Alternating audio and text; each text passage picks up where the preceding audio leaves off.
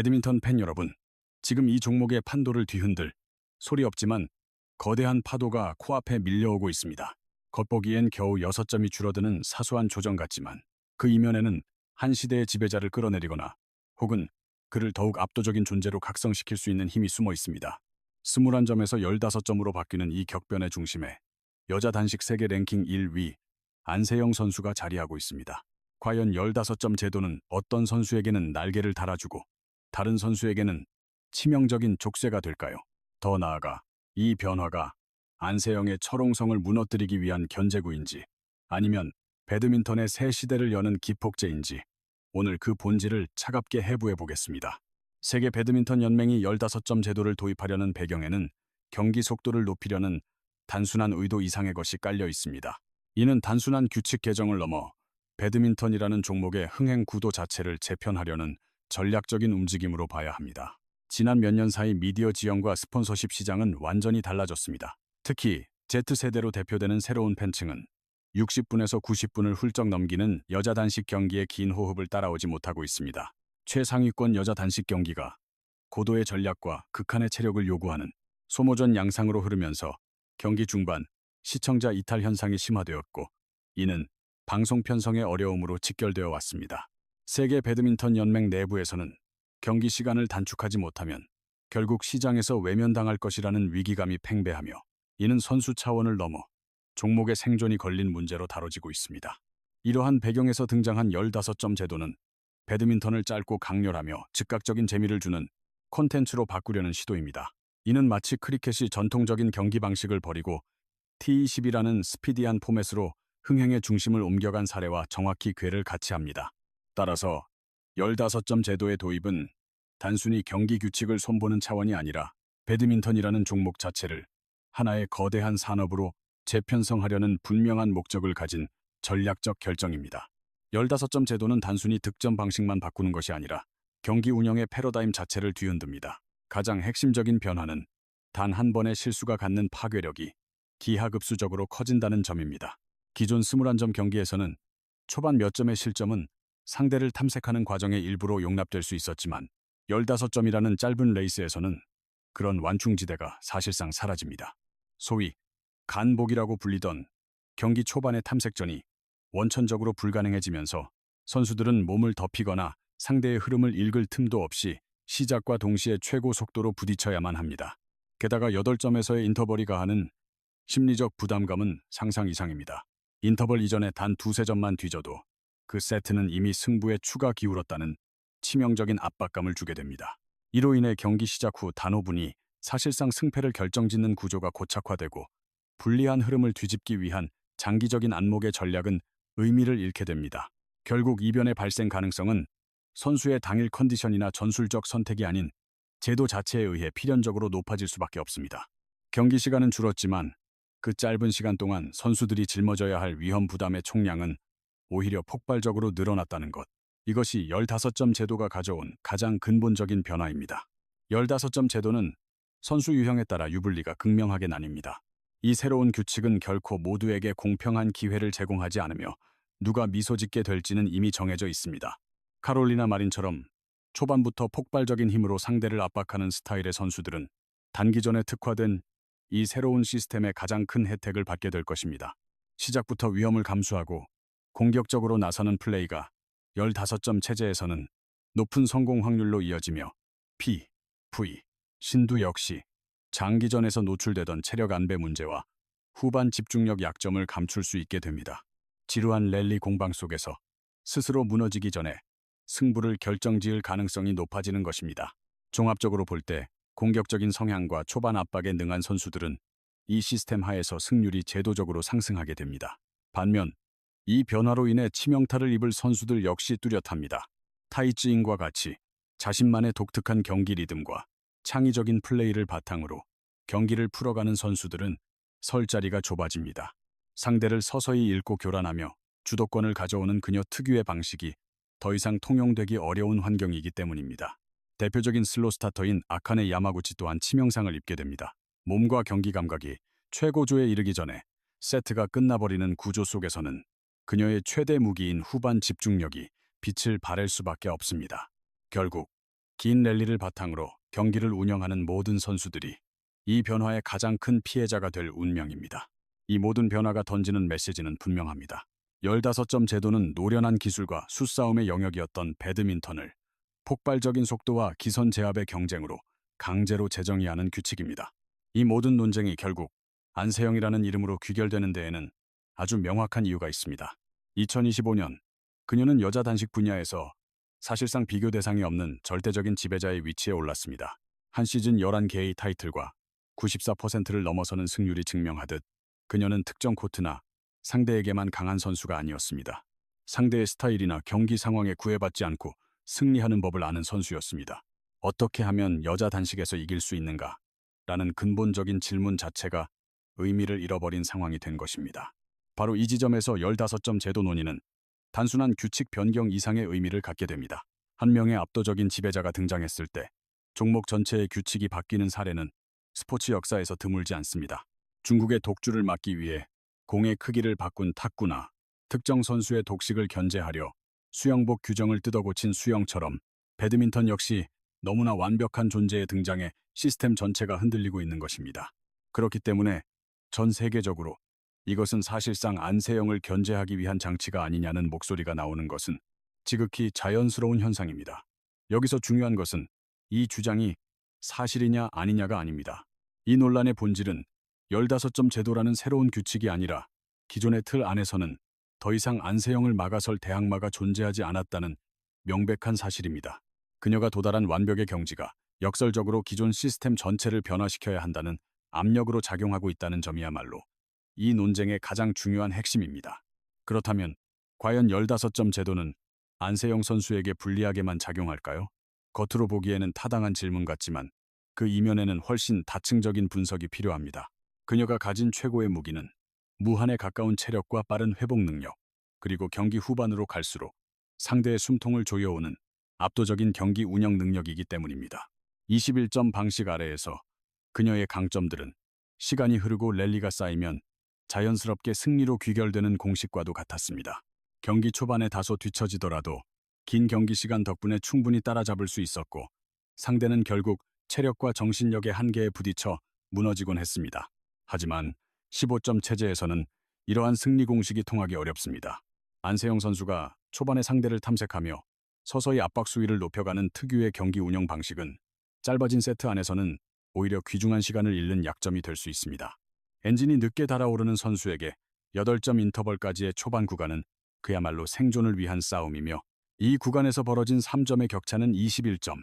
경기 때와는 비교할 수 없을 만큼 치명적입니다. 경기가 짧아질수록 예상 밖의 결과가 나올 확률은 필연적으로 높아지기 마련이며 이는 꾸준한 랠리를 통해 상대를 압도하는 유형의 선수에게는 불리한 환경입니다.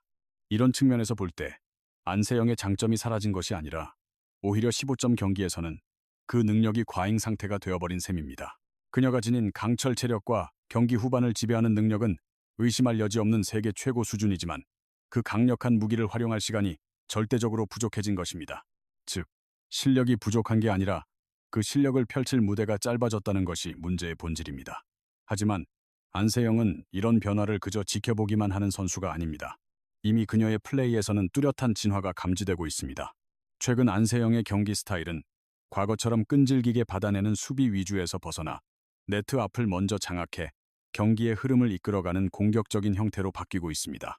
이는 단순히 수비만 잘하는 선수가 아니라 수비 직후 가장 먼저 공격 주도권을 되찾아오는 선수로 변모하고 있다는 것을 의미합니다. 여기에 스틱 스매시의 구사 비율이 확연히 증가한 점도 주목할 만합니다. 큰 준비 동작 없이 간결하게 때린 뒤 빠르게 다음 동작을 준비하는 이 기술은 세트가 짧을수록 상대에게 더 큰 위협이 됩니다. 강력한 한방보다는 쉴 새 없는 압박으로 점수를 쌓아가는 방식은 15점 경기의 속도전에 정확히 부합합니다.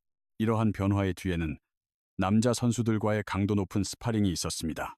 훨씬 빠른 셔틀콕 속도와 강력한 압박을 이겨내는 훈련을 통해 안세영의 반응 속도와 판단력 자체가 한 차원 더 발전했습니다. 그 결과 경기 시간 자체가 눈에 띄게 줄어들었습니다. 실제로 2026년 인도 오픈에서 안세영은 상대가 10점을 넘기기도 전에 세트를 끝내버리는 압도적인 모습을 여러 차례 보여주었습니다. 이는 체력으로 승부하던 과거의 이미지와는 완전히 다른 모습입니다. 이 모든 변화가 말해주는 바는 명확합니다. 15점 제도는 안세영의 강점을 없앤 것이 아니라 오히려 그녀를 더 빠르고 공격적인 선수로 진화하도록 만들었습니다. 그 결과 안세영은 이전보다 훨씬 더 상대하기 어려운 선수가 되어가고 있습니다. 이 변화를 생리학적으로 좀 더 깊이 살펴보면 15점 제도는 선수의 신체에 가해지는 부담의 종류를 바꾸는 시스템에 가깝습니다. 기존의 21점 경기에서는 긴 랠리가 반복되면서 관절과 힘줄에 피로가 쌓여 서서히 손상되는 방식이었습니다. 특히 여자 단식 경기는 한 게임에 수백 번의 방향 전환과 점프 착지를 반복해야 했고, 이로 인해 무릎이나 아킬레스건의 만성 염증, 허리 피로 골절 같은 과사용으로 인한 부상이 가장 큰 위험이었습니다. 안세영처럼 수비 범위가 넓고 랠리를 길게 가져가는 선수일수록 그 부담은 더욱 클 수밖에 없었습니다. 하지만 15점제로 바뀌면서 총 랠리 횟수와 경기 시간은 줄어든 반면 짧은 시간 안에 쏟아부어야 하는 에너지의 밀도는 급격히 높아졌습니다. 이제 선수들은 경기 후반을 위해 힘을 아낄 여유 없이 경기 시작 3분 만에 최대 출력에 가까운 움직임을 보여줘야 합니다. 이 과정에서 몸이 충분히 풀리기도 전에 폭발적인 동작을 반복해야 한다는 문제가 발생합니다. 갑작스러운 가속과 정지, 그리고 순간적인 방향 전환, 이런 비트는 동작이 많아지면서 전방 십자인대 파열이나 햄스트링 및 종아리 근육 파열과 같은 돌발적인 부상의 위험이 구조적으로 커지게 됩니다. 특히 여성 선수들은 신체 구조상 무릎 관절의 각도가 불안정하고 피로가 쌓이면 신경과 근육의 제어 능력이 급격히 저하되는 경향이 있습니다. 15점 제도는 바로 이 취약한 부분을 직접적으로 자극합니다. 경기 초반의 흐름을 놓치면 무리한 동작으로 만회하려다 부상을 당할 확률이 급격히 높아지는 것입니다. 다시 말해, 경기가 짧아졌다고 해서 더 안전해졌다는 공식은 성립하지 않습니다. 결국 15점 제도는 부상을 줄이는 제도가 아니라 부상의 종류를 바꾸는 제도라고 할 수 있습니다. 몸이 서서히 닳는 만성 부상의 위험은 줄어들 수 있어도 한순간의 판단 착오나 준비 부족이 시즌 전체를 망가뜨릴 수 있는 위험은 오히려 더 커진 셈입니다. 이런 환경에서는 단순히 체력이 강한 선수보다는 자신의 몸 상태를 정밀하게 제어하고 신경 반응 속도와 회복 능력까지 관리할 수 있는 선수가 살아남게 됩니다. 따라서 결론은 분명해집니다. 15점 제도는 안전하지도 더 위험하지도 않습니다. 이 시스템은 선수를 지켜주지 않으며 오직 변화에 적응하고 자신의 몸을 가장 잘 관리하는 선수만이 살아남을 뿐입니다. 이러한 제도 변화에 대한 세계 각국 전문가들의 의견을 종합해보면 놀랍게도 결론은 거의 하나로 모아집니다. 표현은 조금씩 다르지만 중국, 일본, 유럽 모두가 본질적으로 같은 현상을 지적하고 있다는 점이 핵심입니다. 중국 전문가들은 상황을 비교적 냉정하게 보고 있습니다. 그들의 분석은 한 경기에서 안세영을 이길 수는 있어도 한 시즌 내내 그녀를 이기는 것은 불가능하다라는 문장으로 요약될 수 있습니다. 15점 제도가 단기적인 변수를 만들어 이변의 가능성을 높일 수는 있지만 긴 레이스에서 최종 승자는 결국 준비, 적응력, 회복 관리 능력을 갖춘 선수가 될 것이라는 점을 그들은 잘 알고 있습니다. 이는 중국이 안세영을 전술적으로 무너뜨릴 상대로 보기보다는 시즌 전체라는 큰 틀 안에서 어떻게 흔들 수 있을지를 고민하는 대상으로 보고 있다는 것을 의미합니다. 일본 측의 시선은 한층 더 절박함이 묻어납니다. 일본의 언론과 지도자들은 2026년에 자국에서 열릴 아시안 게임을 사실상 마지막 승부처로 보고 있습니다. 야마구치 아카네의 부상 전력과 다음 세대 주자의 부재를 고려했을 때 안세영이 15점제에 완벽히 적응하기 전에 홈그라운드의 이점을 활용해 승기를 잡아야 한다는 계산이 깔린 것입니다. 이는 역설적으로 일본이 안세영을 꾸준히 이길 수 있는 상대로는 보지 않는다는 의미이기도 합니다. 단 한 번 자신들에게 가장 유리한 판이 깔렸을 때 승부를 보려는 시점을 노리고 있을 뿐입니다. 유럽의 분석은 이와는 거리를 두지만 오히려 문제의 본질을 더 깊이 파고듭니다. 유럽의 코치진과 해설가들은 입을 모아 말합니다. 지금 안세영의 진짜 적은 점수판 위에 있지 않다고 말이죠. 그들이 주목하는 것은 상대 선수나 특정 규칙이 아닙니다. 비정상적으로 빽빽한 경기 일정, 반복되는 실험적인 규정 변화, 그리고 선수를 보호하기보다 흥행을 우선하는 현재의 시스템 자체가 그녀를 짓누르는 가장 큰 짐이라는 분석입니다. 유럽의 관점에서 안세영은 이미 한 명의 선수를 넘어 배드민턴 시스템 전체의 한계를 시험하는 존재가 된 것입니다. 이 모든 관점들을 하나로 모아보면 메시지는 아주 선명해집니다. 이제는 15점제인가 21점제인가 또는 누가 이기고 지는가의 문제를 넘어선 새로운 국면에 접어들었다는 것입니다. 모두가 인정하는 단 하나의 진실은 이것입니다. 지금 안세영이 맞서 싸우는 것은 코트 반대편의 선수도 세트 스코어도 아니라는 사실입니다. 그녀의 진정한 상대는 바로 시스템 그 자체입니다. 이 변화의 끝을 따라가다 보면 우리는 단순한 규칙 논쟁을 넘어 배드민턴이라는 스포츠의 미래와 마주하게 될 것입니다. 15점제는 기술과 인내를 바탕으로 서사를 쌓아 올리던 예술과도 같았던 배드민턴을 과거의 유산으로 만들고 있습니다. 기나긴 랠리 속에서 경기 흐름을 조율하고 자신만의 리듬으로 상대를 심리적으로 잠식해가던 명장면들은 점차 사라지고 그 자리를 순간적인 속도와 폭발력, 그리고 찰나의 결단력이 승패를 결정짓는 그림이 채우고 있습니다. 이는 자연스럽게 세대 교체의 흐름을 더욱 가속화합니다. 더 젊고 더 빠른 반응 속도를 지닌 선수들 말입니다. 짧은 시간 안에 최대의 파워를 쏟아낼 수 있는 선수들이 유리해지는 반면 노련함과 경기 해석 능력으로 코트를 지배하던 베테랑들은 설 자리를 잃어가고 있습니다. 선수 생명 역시 극단적으로 나뉘게 됩니다. 짧고 강렬한 경기 스타일에 적응한 선수는 더 오랫동안 정상의 자리를 지키겠지만 그렇지 못한 선수는 급격히 소진되어 무대에서 사라질 것입니다. 고질적인 부상의 위험은 다소 줄어들지 몰라도 한 번의 치명적인 부상으로 선수 생활 전체가 위협받는 사례는 오히려 늘어날 가능성이 높습니다. 산업적인 면에서 상업적 가치는 분명히 커집니다. 경기 시간은 줄어들고 편집하기 좋은 자극적인 하이라이트 영상은 늘어날 테니까요.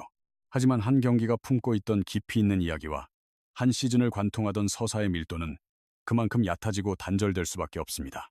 그래서 우리는 이런 질문에 도달하게 됩니다. 우리는 더 빠르고 자극적인 배드민턴을 원하는 걸까요? 아니면 시간이 흘러도 오래도록 기억될 위대한 경기를 보고 싶은 걸까요? 결국 코트의 지배자란 단순히 규칙 안에 갇혀있는 존재가 아닙니다. 규칙이 변할 때마다 흔들리는 선수가 아니라 그 규칙마저 뛰어넘는 선수가 진정한 챔피언입니다. 15점제는 어쩌면 안세영을 막기 위한 장치일지도 모릅니다. 하지만 동시에 그녀를 전혀 다른 차원의 선수로 진화시키는 기폭제가 될 수도 있습니다. 지금 안세영은 단순히 상대를 이기는 단계를 지나 시스템을 극복하는 단계로 나아가고 있습니다. 다음 영상에서는 15점제 시대에 안세영을 현실적으로 위협할 수 있는 단 3가지의 변수를 집중적으로 파헤쳐 보겠습니다. 끝까지 시청해 주셔서 대단히 감사합니다.